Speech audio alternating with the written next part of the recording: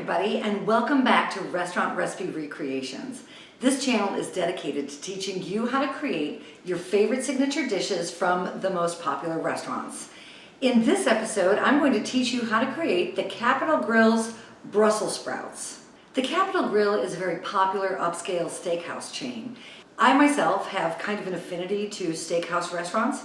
I had a very lengthy career with one of the largest upscale steakhouse chains in the world, and I just really love the culture of steakhouses. While they seem pretty similar across the board, each one brings a little bit of a different dynamic to it, and that is what I love about steakhouses. I love the food, I love steak, I love big, hearty red wines, and everything that goes along with the hospitality of a steakhouse. And that is why I thought it would be fun to show you how to do the Capital Grille's Brussels sprouts.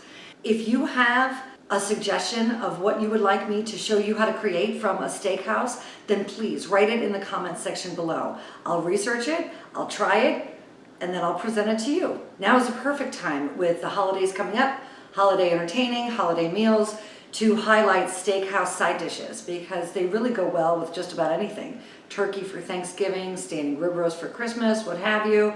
You can kind of mix up your holiday entertaining with different side dishes. It doesn't have to just be the standard stuffing and the green bean casserole and the candied sweet potatoes. That's all fine too, but if you wanted to try something different this year, then why not create kind of a steakhouse feel to your next holiday dinner? I'm going to show you from start to finish in my typical form. I have everything that I need here to show you how to do the dish. So we're just going to go ahead and dive right in, and I'm going to show you how to create the Capital Grille's Brussels sprouts. Okay, we're going to set these Brussels sprouts off to the side. And the first things first, we're going to talk about the bacon. At the Capital Grille, they use a slab bacon. It's also known as lardon. Lardon can be hard to find sometimes, so it's not really necessary. It doesn't change the flavor profile. If you have access to lardon, then by all means, feel free to use that. But we're just going to go ahead and use regular old thick sliced bacon. One way to offset using the slab bacon is that we can take the strip bacon and cut it into very large pieces. So you see the piece that I have here is about a 1 inch by 1 inch. Obviously that's going to cook down to smaller, but it gives you that same general approach. I'm working with 3 strips of bacon, which comes out to be about 3 ounces. And we're just going to go ahead and set this off to the side until later. This is 12 ounces of Brussels sprouts. All I'm doing with these is cutting off the ends, any of the extra outer leaves, take those away, and right in half.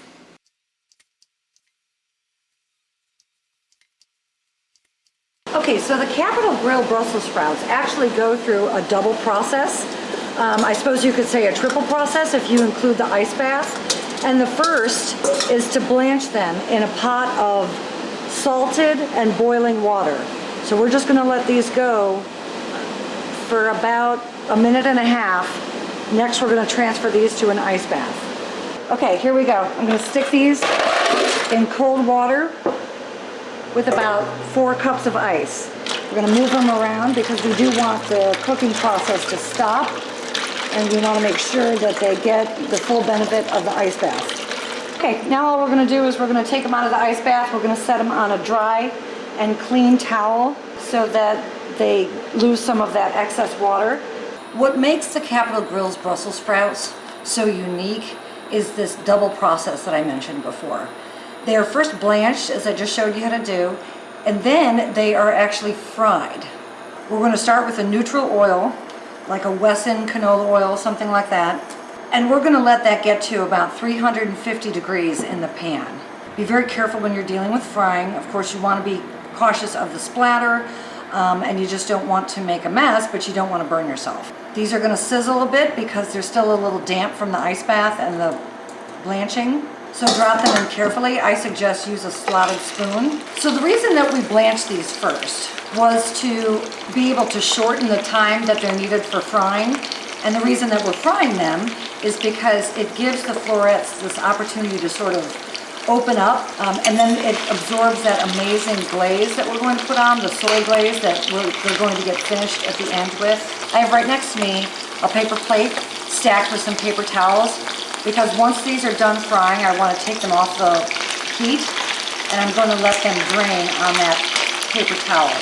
Frying at home can be somewhat of an intimidating thing for some people, or maybe you just really do not want to fry your Brussels sprouts. Maybe you're wanting to cut down on the fat, the calories.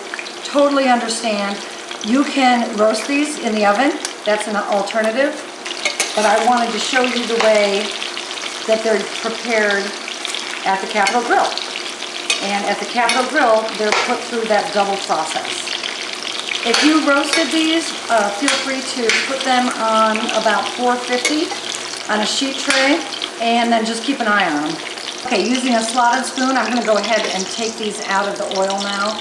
They will continue to fry a little bit on the plate because that's just the nature of the cooking process. Once you take something off the heat, it doesn't stop cooking immediately. It continues to cook a little further, and I don't want these to be done anymore. So we're going to go ahead and take these off now.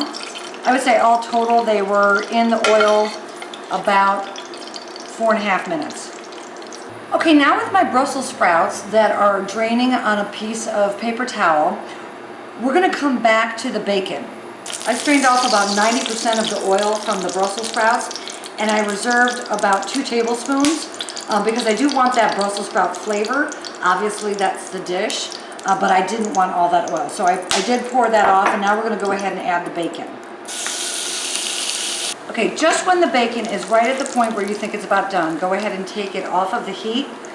I have this on a paper plate, again with a paper towel to strain off some of the excess. Now I'm going to strain all of this bacon fat and bacon grease off. We're done with all of that. We don't want any of it. But what I do want to keep is all of this bacon fond, which is all of the brown bits here that you see on the bottom of the pan. We do want to keep that because now we're going to deglaze the pan, and I will show you how to do that.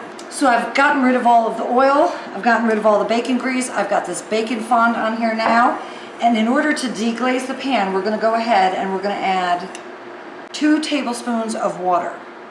See how that sizzles like that? That's getting all of that amazing flavor off the bottom of the pan. Next we're going to add 1 tablespoon of soy sauce, 1/2 of a cup of hoisin, 1 tablespoon of honey, 1 teaspoon of fresh squeezed lime juice, and 1 tablespoon of sambal oelek, which is also known as a chili garlic paste. You can find that in the Asian aisle at any grocery store. Now we're going to add back in our 3 ounces of bacon and our 12 ounces of blanched and fried Brussels sprouts.